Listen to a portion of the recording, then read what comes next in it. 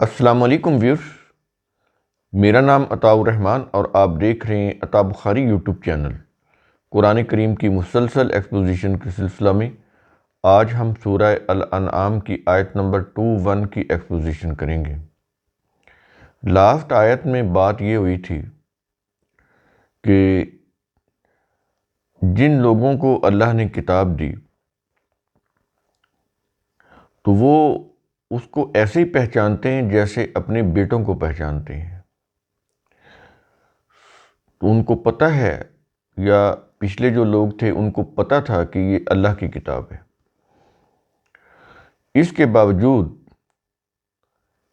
بتایا یہ گیا کہ انہوں نے اپنی جانوں کو نقصان پہنچایا، خود کو تباہ کیا کہ جانتے بوجھتے اللہ کی کتاب کے اوپر وہ ایمان نہیں لے کر آئے۔ یہ جان کر کے اس کے اندر جو ضابطے قوانین ہیں سراسر انسانیت کی ہدایت کے لیے ہیں، انسانیت کی رہنمائی کے لیے ہیں، ان کے اپنے فائدے کے لیے ہیں، اس کے باوجود انہوں نے صحیح راستہ اختیار نہیں کیا اور وہ تباہی کے راستے پر چلتے رہے، اپنی مفاد پرستیوں کے راستوں کے اوپر چلتے رہے، تو اس لیے پھر وہ ایمان بھی نہیں لے کر آئے۔ جب انسان کے دل و دماغ میں ذاتی مفاد یا عارضی مفاد کا غلبہ ہو جاتا ہے تو اس کی اٹریکشن اتنی زیادہ ہوتی ہے کہ جو ان دی لانگ ٹرم جو فوائد ہوتے ہیں یا فائدے حاصل ہونے ہوتے ہیں تو وہ ان کو نظر ہی نہیں آتے۔ وقتی مفاد کے لالچ میں لوگ اندھے ہو جاتے ہیں اور اس وقتی مفاد کے لیے وہ اپنی بہت بڑی تباہی کر بیٹھتے ہیں کہ جو اصل میں جو ان کو جو چیزیں ملنی تھی آگے چل کر، جو فوائد حاصل ہونے تھے، ان سے وہ محروم ہو جاتے ہیں اور خود کو تباہ کر لیتے ہیں، اس لیے پھر وہ ایمان نہیں لاتے۔ یہاں پر تو یہ بات کہی گئی۔ اب ہم آتے ہیں آج کے لیکچر پہ، سورہ الانعام آیت نمبر 21۔ کہا یہ جا رہا ہے، الفاظ ہیں وَمَنْ أَظْلَمُ مِمَّنْ، اور کون زیادہ ظالم ہے اس شخص سے جو، یعنی اس شخص سے زیادہ ظالم اور کون ہے جو، آگے اس کے متعلق بتا رہا ہے کہ وہ کرتا کیا ہے، ظلم کیا کرتا ہے، آگے اس ظلم کی تفصیل بتا رہا ہے۔ کیا یہ رہا ہے کہ افترا علی اللہ کاذبا،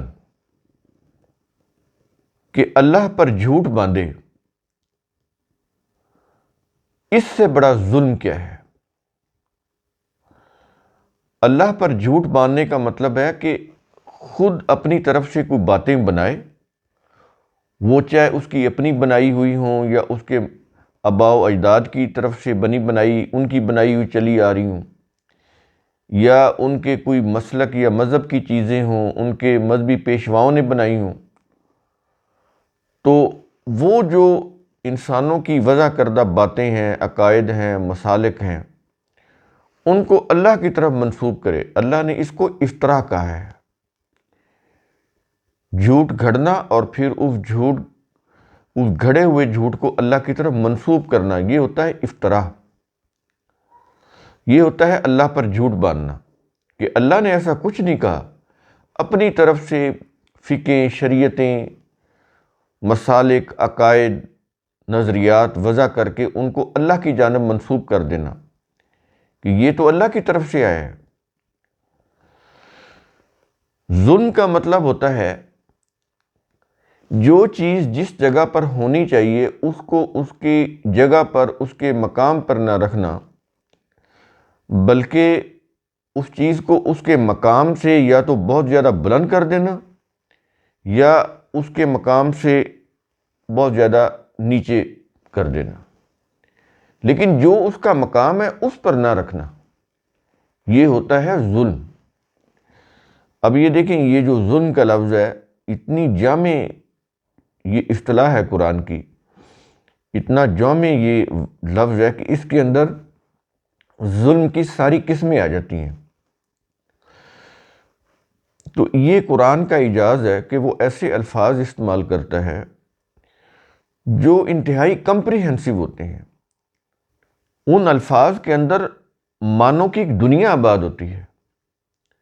تو یہاں پر آپ نے سمجھا کہ یہ جو ظلم ہے اس کے کیا میننگ ہے۔ اب اللہ کریٹر ہے نا، تو اس کی جو مخلوق ہے، وہ انسان ہوں، وہ جاندار ہوں، وہ بے جان ہوں، اینیملز ہوں، کوئی بھی ہوں، ان میں سے کسی چیز کو، وہ جاندار ہو یا بے جان، انسان ہو یا جانور، ان کو خدا بنا لینا، خدائی مقام کے اوپر فائز کر لینا، یعنی ان کو بے شک خدا نہ کہیں لیکن ان کے اندر ایسے اختیارات تسلیم کر لیں جو اللہ کے ہیں، جو اختیارات ایبسولوٹلی اللہ کے ہیں وہی ان کے اندر تسلیم کر لینا، یہ ہے ان کو الہ مان لینا۔ تو سب سے بڑا قرآن کہتا ہے یہ ظلم ہے۔ اس لیے وہ کہتا ہے کہ ومن اظلم، سب سے زیادہ ظلم کرنے والا ظالم کون ہے؟ وہ جو اپنی طرف سے عقائد، نظریات، مسالک وضع کر کے انہیں پھر اللہ کی جانب منسوب کر دے کہ یہ اللہ کی طرف سے ہے، یا اللہ کے اختیارات کو، اس کی الوہیت کو انسانوں میں یا دیگر جاندار غیر جاندار چیزوں میں بتانا کہ یہ اختیارات ان کے پاس بھی ہیں۔ تو یہ ہوتا ہے سب سے بڑا ظلم۔ تو یہ چونکہ شرک ہے نا، تو شرک کو قرآن نے سب سے بڑا ظلم کہا ہے۔ یہ ہے سب سے بڑا ظلم کہ مخلوق تھی اس کو اس کے مقام پر رکھنا چاہیے تھا، اللہ کو اس کے مقام پر رکھنا چاہیے تھا جو سب سے بلند تر مقام ہے۔ اب اللہ کے مقام کے اوپر وہ لے کر آ گئے اپنے اپنے انبیاء کو، اولیاء کو۔ اب یہ چیز مسلم کے اندر بھی یہی چیز ہو رہی۔ مسلم کے ایک فرقے کے نزدیک علی رضی اللہ عنہ اللہ کے مقام کے اوپر ہیں، پھر ان کی ضد میں دوسرے فرقہ نے رسول کو اللہ کے مقام پر لا کھڑا کر دیا، اور پھر اس میں ان کا مقابلہ ہے۔ تو چل رہے ہیں وہ رسول کو اور اولیاء کو اللہ کے مقابلے میں، وہ انہوں نے کھڑا کیا ہوا ہے، اللہ کے مقابلے میں لے کر آگے اس مقام الوہیت کے اوپر فائز کر رکھا ہے جس کے اوپر اللہ فائز ہے۔ تو سب سے بڑا یہ شرک ہے، اور شرک جو ہے سب سے بڑا ظلم ہے، ایسا کرنے والے سب سے بڑے ظالم ہیں۔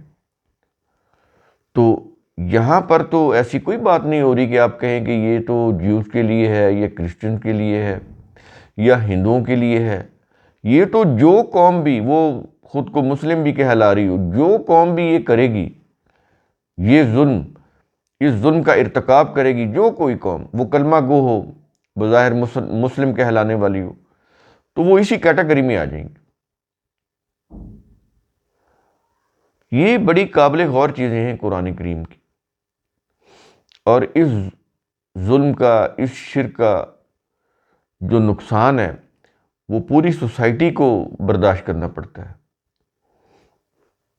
ہمارے ہاں تو یہ ہے نا کہ جو مذہب نے بتایا کہ شرک یہ ہے کہ کوئی قبروں کو سجدہ کر لیا جائے، جو یہ شرک ہو جاتا ہے، یا مزاروں کی چوکھٹ کے اوپر سجدہ کیا جائے، کوئی بزرگوں سے، مردوں سے منت مرادیں مانگ لی جائیں، یا ان کو مشکل میں پکارا جائے، تو یہ شرک ہے۔ بالکل یہ شرک ہے، لیکن یہ تو بڑے چھوٹے درجے کا شرک ہے۔ اصل یہ ہے کہ کتاب اللہ کے مقابلے میں اپنے مذہبی پیشواؤں کی کتابوں کو وہی حیثیت دینا جو کتاب اللہ کی ہے۔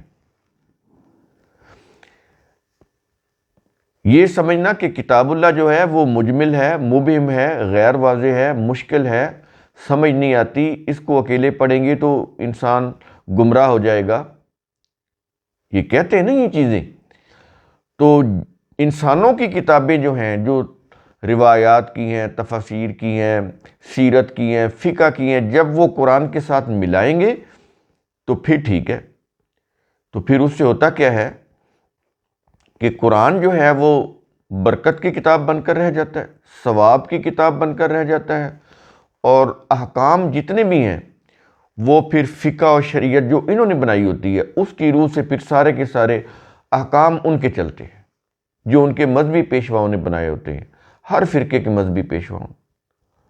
تو ہر فرقہ جو ہے اس کے جو لوگ ہیں وہ اپنے اپنے پھر علماء اور مشائخ کے وہ جو بنائی ہوئی شریعتیں ہیں، فقہ ہیں، ان کو وہ پھر فالو کر رہے ہوتے ہیں۔ قرآن تو پھر پس پشت ہو جاتا ہے، قرآن تو پھر سامنے نہیں رہتا، ہوتا ہی نہیں۔ قرآن کو تو صرف برکت کے لیے رکھا ہوا ہے، کوئی میٹنگ ہوگی اس میں تلاوت کر لی۔ اب وہ جو ایک آیت یا 2 آیتیں یا 10 آیتیں یا چھوٹی سورت تلاوت کی، سننے والوں کو بھی نہیں پتا کہ یہ کیا کہا جا رہا ہے، اس میں بڑے پڑھے لکھے لوگ بیٹھے ہوتے ہیں، اور وہ جو اس کے اندر جو چھوٹی سورت جو تلاوت ہوتی ہے چند آیات، تو اگر ان سے پوچھیں گے اس کا مطلب کیا ہے ان کو نہیں پتا۔ تو اس کا مطلب برکت کے لیے پڑھی نا انہوں نے۔ ایسے ہی یہ جو وفات ہو جاتی ہے اس کے اوپر پھر قرآن پڑھا جاتا ہے، مردوں کے اوپر، یہی بخشوانے کے لیے۔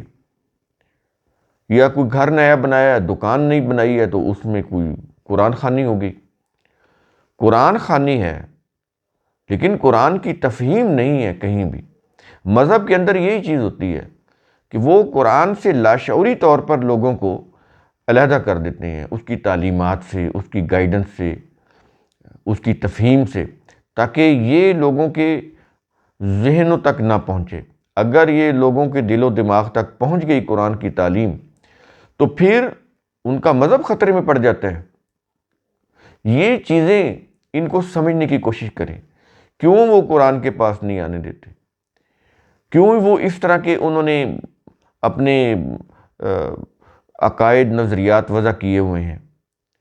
یہ ساری چیزیں شرک کے اندر آ جاتی ہیں، جس کو قرآن یہ بول رہا ہے کہ اس کا ارتکاب کرنے والے اس سے بڑے ظالم اور کیا ہوں گے، کہ وہ خود ہی مذہب کی چیزیں بناتے ہیں اور پھر وہ کہتے ہیں کہ یہ اللہ کی طرف سے ہیں، یہ اللہ کا دین ہے۔ وہ اللہ کا دین نہیں ہوتا، وہ مذہب ہوتا ہے جو ان کے مذہبی پیشواؤں کا بنایا ہوتا ہے۔ یہاں تک تو یہی بات آ گئی کہ وہ اللہ پر جھوٹ باندھتے ہیں، یعنی اپنی باتوں کو اللہ کی طرف منسوب کر دیتے ہیں جو انہوں نے خود وضع کی ہوتی ہیں، روایات، اور وہ جو ان کی جو فقہ کی شریعت کی جو چیزیں ہوتی ہیں وہ اللہ کی طرف منسوب کر دیتے ہیں کہ یہ اللہ کی شریعت، اپنے ہاتھوں سے لکھتے ہیں اور کہتے ہیں یہ اللہ کی کتاب سے ہم نے لیا ہے، وہاں سے ہم آپ کو بتا رہے ہیں۔ اور وہ تفسیر جو ہوتی ہے، یہ تفاسیر یا تفسیری کہانیاں کہہ لیں، وہ قرآن کی آیات کے ساتھ ایسے نتھی کی ہوتی ہیں کہ قرآن کی آیت تو کہیں گم ہو جاتی ہے، ساری چیزیں ان کی تفسیر کی وہ جو انہوں نے معنی کیے ہوتے ہیں اپنی مسلک کی روح سے، وہ آپ کے سامنے ہوتے ہیں، اور آپ اس کو یہ سمجھ رہے ہوتے ہیں کہ یہ اللہ کا یہ پیغام ہے۔ اللہ کا پیغام نہیں ہوتا وہ۔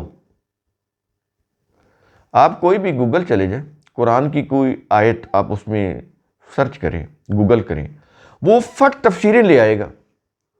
قرآن کی آیات تو کہیں بعد میں چلی جائے گی، تفسیریں آ جائیں گی۔ وہ اس کی وجہ یہ کہ اس کے سرچ انجن آپٹیمائزیشن کا جو اس میں پروسیس ہے، اس کا جو الگوریدم ہے، وہ بنایا ہی ایسے گیا ہے کہ میکسیمم جو چیز مشہور ہوگی، جو چیز سرچ کی جا رہی ہوگی، گوگل وہی آپ کو دکھائے گا، جو پاپولر چیزیں ہوں گی وہی دکھائے گا۔ قرآن پاپولر ہوتا تو وہ پاپولر قرآن کو دکھاتا۔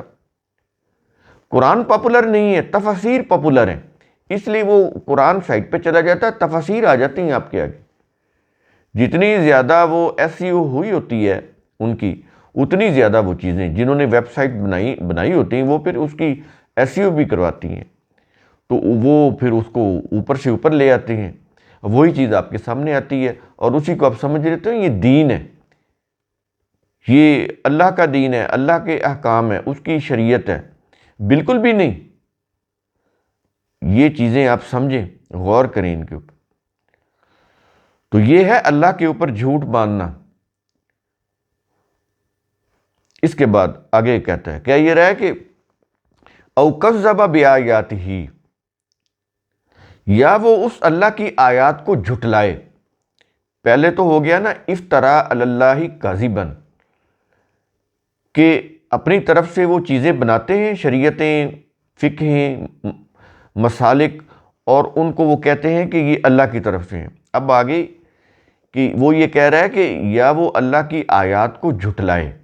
اب آیات کو سیدھا سیدھا آیات کو جھٹلانا آ گیا۔ یہاں پر کذب ہے، یہ چیز سمجھ لیں، کذب کیا ہوتا ہے کہ ماننا کہ یہ اللہ کی آیات ہیں، لیکن اپنے عمل سے ان کو جھٹلانا، منہ سے نہ ماننا۔ منہ سے تو وہ مان رہا ہے کہ یہ اللہ کی آیات، یہ اللہ کا قرآن ہے، یہ اللہ کی کتاب ہے، اس کی آیات ہیں، اس کی نشانیاں ہیں کہنا، لیکن عمل کس کے اوپر کرنا؟ جو اللہ کے نام کے اوپر جھوٹ باندھا گیا ہے، اللہ کے نام کے اوپر جو جھوٹ باندھ کر شریعتیں، فقہیں وضع کی گئی ہیں، جو فتاوی جات انہوں نے مرتب کیے ہوئے، ان کو ماننا، ان سے مسئلے پوچھنا اور ان کے مطابق اپنی زندگی گزارنا، تو یہ اپنے عمل سے جھٹلانا ہو گیا اللہ کی آیات کو۔ یہ ہوتا ہے تکذیب آیات، کہ منہ سے تو ماننا کہ یہ اللہ کی آیات ہیں، لیکن اپنے عمل سے ان کو جھٹلانا۔ تو جب یہ کچھ کوئی شخص بھی کر رہا ہو، کوئی قوم کر رہی ہو، تو پھر اس کے متعلق قرآن کیا کہہ رہا ہے آیت کے آخر میں؟ کیا یہ رہا ہے، اِنَّهُ لَا يُفْلِحُ الظَّالِمُونَ، تو بلا شبہ ظلم کرنے والے فلاح نہیں پاتے۔ ظاہر ہے کیسے فلاح پا سکتے ہیں؟ یہ عام طور پر فلاح کا ترجمہ تو کامیابی ہوتا ہے، یہ فلاح یہ ہوتی کھیتی باڑی۔ اگر آپ کھیتی باڑی صحیح طریقے سے نہ کریں تو وہ کھیتی اجڑ جاتی ہے، پھل پھول نہیں لگیں گے، پھر اس کو وہ ثمر بار نہیں ہوگی، پھل پھول نہیں لائے گی۔ تو یہاں پر قرآن نے یہ لفظ استعمال کیا فلاح کا۔ تو ایسے ہی جیسے کوئی کسان کھیتی باڑی کو مانتا ہے، وہ کھیتی باڑی کر بھی رہا ہے، لیکن وہ کھیتی باڑی کے جو اصول ہیں اس کی روح سے وہ کھیتی باڑی نہیں کر رہا، تو اس کی کھیتی باڑی تباہ ہو جاتی ہے، کوئی پھول یا پھل نہیں آتا اس کے اوپر، سرمایہ بھی ضائع گیا، وقت بھی ضائع گیا، محنت بھی ضائع گئی۔ یہ ہوتا ہے پھر اس قوم کے ساتھ۔ اس لیے قرآن کریم یہاں پر یفلحو کے لفظ لا رہا ہے کہ ایسی قوم پھر فلاح نہیں پاتی، اس کی پھر جو کھیتیاں ہیں وہ لہلہاتی نہیں، سرسبز نہیں ہوتی، پھل پھول نہیں لاتی، اجڑ جاتی ہیں، ان کی جو کوششیں ہیں رائے گاں چلی جاتی ہیں۔ یہ ہے تو قرآن کریم کا اصول ثم تتفکروا، اس کی روح سے آپ خود بھی سوچا کریں، سمجھا کریں، غور و فکر کیا کریں۔ شکریہ۔